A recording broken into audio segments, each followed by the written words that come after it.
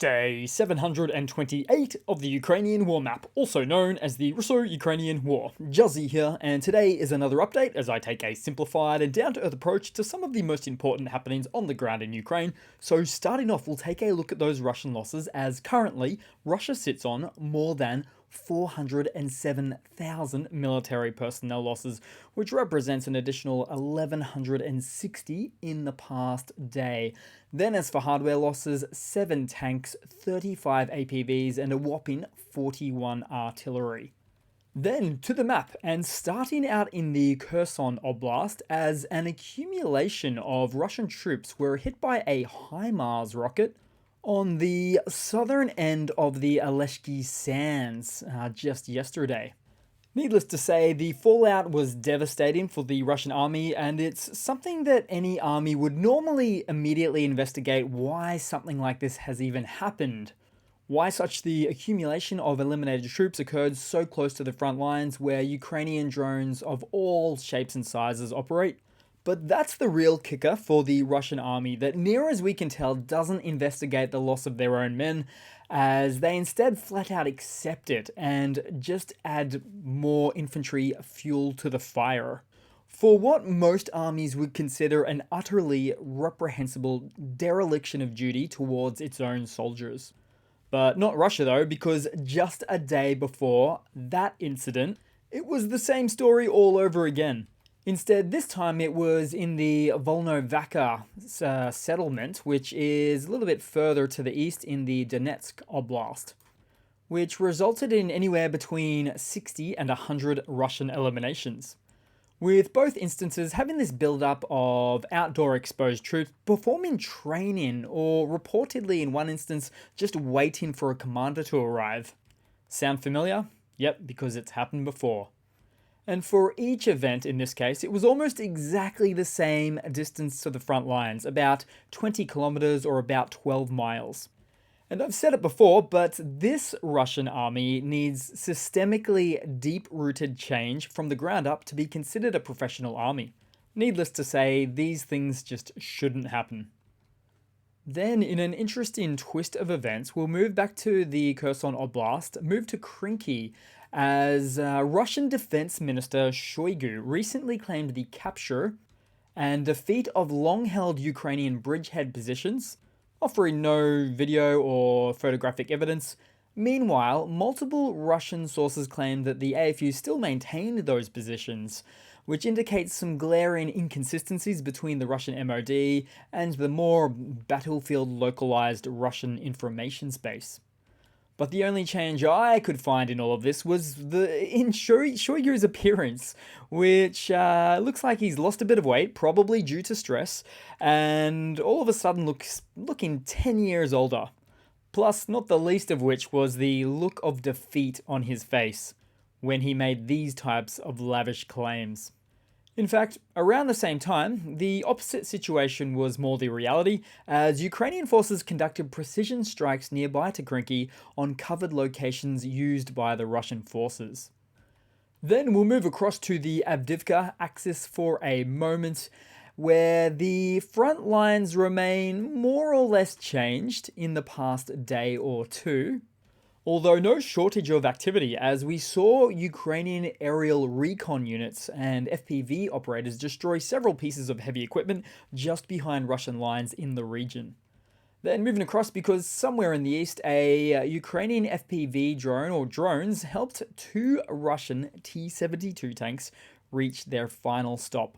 Oh, and worthy of a mention from just a couple of days ago, Ukrainian drone operators located a concentration of Russian hardware inside a large warehouse somewhere in the south of Ukraine that were preparing for an assault. So these very skilled Ukrainian drone operators sent in several drones through and eliminated multiple pieces of Russian hardware, including MBTs, IFVs, trucks, and more. In the end, the fire set the entire warehouse ablaze and destroyed whatever was left. Then we'll move across to the Orikhiv axis in Zaporizhia, as there was a tightening of front lines on Robotina's southern contact point lines, with both sides seemingly drawing in closer to one another. And as for the west of the settlement, The AFU repelled several attacks, and also, as for the Russians that were hiding on the outskirts of the town, were either eliminated or captured. Then we'll briefly move to Crimea, as it appears some Wagner PMC mercenaries, or Wagnerites, have been relocated to Jankoy in the occupied peninsula, with some wearing the insignia of the Wagner mercenary group. Interestingly, they were spotted by the Ukrainian partisans from the Atesh group, who still very much operate in the area, as they posted images on their Telegram channel that seems to show the arrival of some Wagner mercenaries in the region. But having said all that, it's unlikely we'll see Wagner forces in any meaningful numbers really from this point forward, as any remaining Wagnerites will probably become forcefully subsumed into the official Russian army ranks. And the Wagner PMC certainly has a strange, if not entertaining, history with the Russian government, as it is essentially a state-funded private military company used as a proxy by Putin and the Kremlin to give Russia plausible deniability for military interventions abroad. Or at least it was officially regarded as having no relation to the Kremlin. That is until last year's Wagner coup in Moscow, or almost military coup, happened, leading Putin to have to save face and literally go back on previous statements he made and say that the Wagner PMC has been entirely financed by Russia this whole time. And also that Russia had everything under control when Prigozhin and his Wagner PMC forces were considering taking over the country. What a clown show that one was. Then we'll head across to some news for today. So Japan has recently pledged $12.1 billion in aid for reconstruction efforts and military aid to Ukraine, with the first $4.7 billion set to be allotted by the end of February, with surprisingly so far Japan being the biggest pledged provider to aid for Ukraine for 2024. Then in some homegrown hardware related news, so Ukraine continues to deploy its own in-house built Bodana SPGs in the field after the accelerated manufacture of these deadly beasts from just a few months ago. And what makes these self-propelled howitzers so special is that they're built on the NATO standard 155mm platform, artillery platform that is, which will give them longevity. But they also launch up to 6 rounds per minute and can be set up within just 90 seconds for firing. There really is just a lot to like about these platforms. Then in some more news, following congressional approval for funding, the White House is reportedly gearing up to supply more ATACMS missiles to Ukraine as part of its enhanced military aid packages. But unlike last year's deliveries, these won't be just any old 165-kilometer ranged missiles.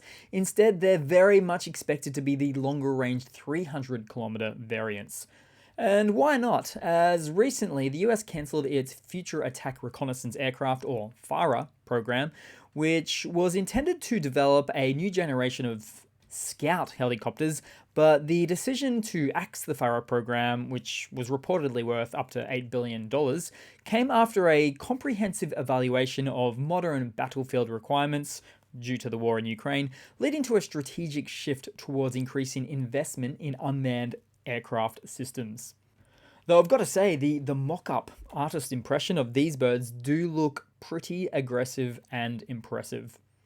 Then moving across to some Russian hardware news, but this time for something a little bit more legitimate in this news segment today, as according to multiple sources speaking to Reuters, Iran is set to supply Russia with approximately 400 missiles capable of striking targets between 300 and 700 kilometers away, including a fair number of them being from the Fateh 110 family, with those missiles having the 700-kilometer strike range capacity. And it's all part of a transfer related to agreements that were brokered between the two nations of Iran and Russia that were finalized way back in 2022. But the illegality of Russia receiving these types of weapons from Iran, and maybe 50 or so from North Korea so far from what we've seen, appears to be just the push Germany needs to supply the, albeit shorter ranged, 500-kilometer Taurus missiles to Ukraine. as some sources suggest the political will is now there to do so. But two things to mention on this topic. So, first of all, why does the second best military in the world need a helping hand on this front?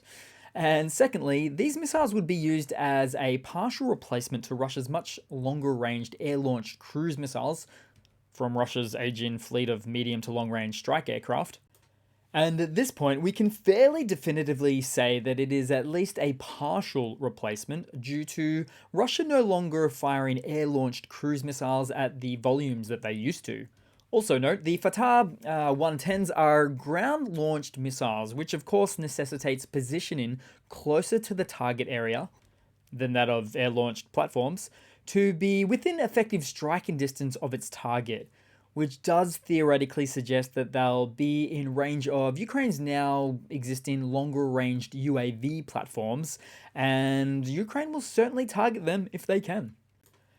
Then headed across to some other news. So, in a significant development reported by Russian state news media just yesterday, three of China's largest banks, so the ICBC, the CCB, and the Bank of China, the BOC, have ceased accepting payments from Russian financial institutions affected by Western sanctions since the start of 2024.